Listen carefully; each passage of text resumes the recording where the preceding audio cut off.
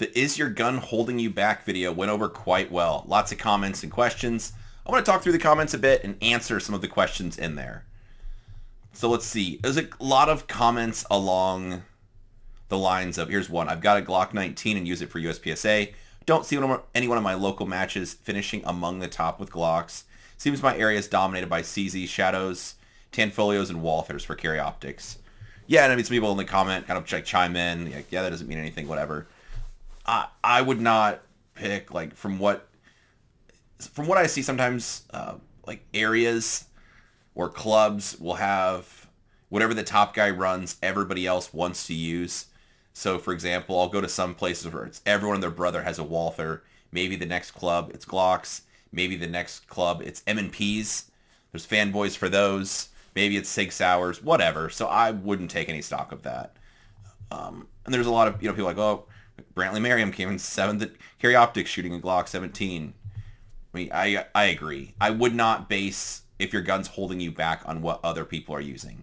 The point of that was really just saying it's about what you like. And I think you'll make yourself right. So if you say, I'm shooting this gun and it's not optimum, I can't really do my best because I need this other gun, you'll just make yourself right. But if you say, hey, I like this gun, it fits me pretty well, I'm going to train with it, it's going to put you in a good spot because it becomes a self-fulfilling prophecy. Another common question is, what about using a harder gun like a Glock to build skill? Because it's harder, demands your fundamentals be perfect. I do agree with that. Yeah, some comments, if you want to do that, get a double action revolver. That really checks your fundamentals. I mean, I do agree with that a little bit. For me, just shooting duty style pistols with hot military ammo has been really good for me, just because they're not very forgiving and it doesn't give you much, but it kind of depends on what your end goal is. If you want to end up being a USPSA Death Stalker carry optics person, then training with a suboptimal pistol, maybe it makes your fundamentals a little bit sharper, but you're better off just pick the gear that's going to make you win, honestly. Pick what the top guys are using. Pick the appropriate gear if funds allowed. I wouldn't... It all depends on what you want to accomplish, but I do get the working with a stock pistol just to increase your fundamentals, because I've done that myself. More for business reasons, honestly, but it's been good for me. A comment I liked was, you'll train with what you like, you won't train with what you don't like. And I agree with that, because if I pick up this pistol, I'm like, man, this is such a nice pistol, I love it, fits my hand great, I love the red dot on it, the trigger's great, put the silicone carbide on it, or these grips, it's really good. I think that's good, because it's going to encourage you to want to practice, instead of having, this gun's not super reliable, I don't really love the way the gun fits me, it hurts my hands a little bit, you're just not going to be as likely to train with it.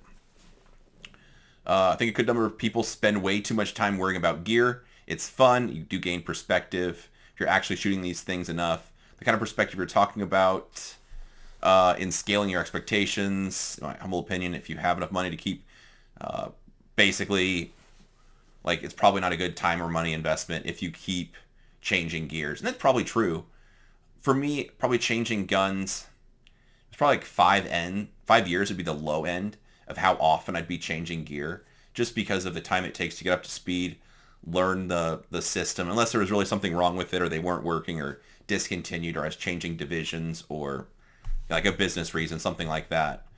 But otherwise, like I said, I mean, you're going to make yourself right. You should just pick the stuff you like and train, because if you're excited about training, that's going to put you in a good spot.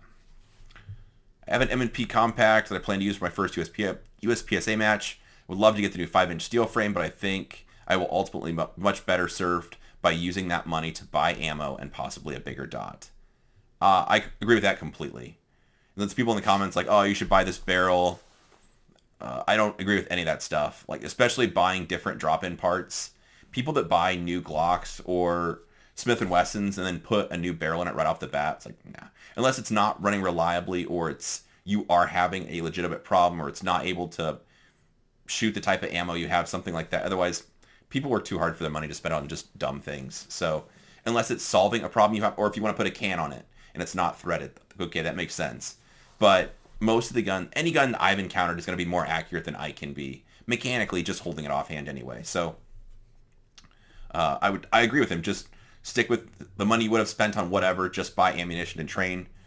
Possibly a bigger dot. That's a preference thing. I actually prefer the smaller dots. So 5 MOA is as big a dot as I would want, but preference and however your eyes work. Stigmatism, that kind of thing. Let's see. Race car drivers don't start in F1 or NASCAR. Match the basics, step up, you'll be leagues above anyone who keeps switching. I agree with that somewhat. If you have a gun you like, just keep training with it. Okay, interesting question. Using 2 PDPs, how much better is Joel Park with the race version over the carry version? Can you put a faster than real life pair in the A zone, for the blah, blah. It's tough to say. I feel like on the cheap seats, just watching, probably wouldn't see as huge of a difference as you would expect. But for me shooting it, there'll be noticeable differences. For me, mostly it'll be in the shape of the gun or the frame, the way it feels. The steel frame has a bigger, those removable grips, it's easy to add surface area, so I feel like they fit my hands a little bit better. And the heavy gun it's a little bit easier to return it on far targets if you're shooting a farther distance away, whatever that means to you. Think 15 meter head box, 20 yard shooting, 25, stuff like that. Partials at any distance, I like the heavier gun for that. For close shooting, I like the lighter gun. So it probably doesn't necessarily matter. Ultimately, to answer that question, it would depend on what I'm the most trained up with. So if I've been just shooting the polymer guns and shooting a lot of ammo, it's even better if ammo I'm not paying for. Then if I've been shooting those guns a lot and very trained with that, that's the gun I'm going to be sharp with anyway. So, I mean, yeah, I probably prefer the race better version if you have the option, just because it's going to be more forgiving. But like for me, between a steel and a polymer frame Walther, you probably wouldn't see as drastic of a difference as you would expect. Or looking at the scores, you probably wouldn't be able to tell one or the other. I see guns as tools, using the right tool for the job. Been shooting for a long time. Recently got introduced to competitive shooting. I wish I would have. Could I have started this journey with a smaller type gun that I already own? Sure, but I had the means to get the right tool for the job. With that said, if you don't have the means, let's see, like Joel said, train with that and get as proficient as you can. For most of it, it's fun and enjoyment doing something we enjoy. Yeah, I agree. In the end, just use what you have. Let's see. But on the edge of this topic, I have a PDP Pro, but felt the recoil due to the size is uncomfortable for me as a regular person. I love everything except that. Thinking of getting an Echelon. Speaking to Walther stuff specifically, change the recoil spring if you haven't. I think the 15-pound ZR Tactical one is good. For whatever reason, those guns are too oversprung from the factory. So that's what I would do just because it snaps a bit. Let's see. Expectations tend to scale to gear, but results don't often scale to expectations or gear. Yeah, I suppose. Let's see. All right. When you're talking about other instructors, are you guys talking negative about compensators and brakes, saying you don't prefer, or saying I prefer birdcage or 3-prong? Following this line of thinking, assume you guys, from an instructor's perspective, you can shoot. Oh, you do this from an instructor's perspective. You can shoot really well with any gun. Is that true? Yes, that's correct. So I prefer. I'll train a lot with a stock gun or a duty style gun if I'm going to be going to a place to do that. Just because I want to be able to shoot. I want to be able to take somebody's gun out of their hand and shoot it better than they can. So if I train a lot with a very customized gun, it's not always easy to pick up and shoot the stock gun. If you can shoot the stock gun really well, it makes it easier to shoot a very tricked out high performance gun at least reasonably well. Maybe you're not going to be using the force with it and doing crazy things, but it does help. Let's see. For the average civilian who's just shooting their own gun, should they set up the way they want or being totally obnoxious with their neighbors in the range? Yeah, I mean, it's whatever you want, honestly.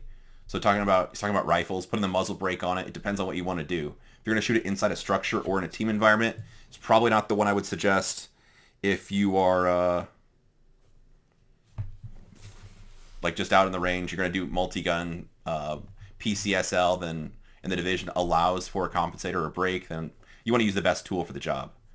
Next comment, this video speaks to me. Starting shooting competition with a 4-inch PDP. Just got a 5-inch steel frame match. Decided the 4-inch gun could be handicapping myself a bit when compared to what others are shooting. Yeah, so I mean, like, you make a decision, you have the money, buy the gun you want. Let's see. Nope, I just suck. I like that one. You get training to learn skills. You can practice to hone skills. You can't buy skill. That seems pretty reasonable. There's always some comments. Professional photographer. Man, I'm not going to lie. People sometimes get a little bit crazy about like which way the video is oriented, or like a picture behind me or something like that. Sometimes I don't have a lot of free time, so this is just a low effort on me. It's not a heavy lift to make these. So anyway, can't help it. Sometimes I'm just lazy because time is of the essence. Speaking of which, my fiance is about in my neighborhood. So that's it for this video. Hopefully that answers your questions. If you have any additional questions, drop them below.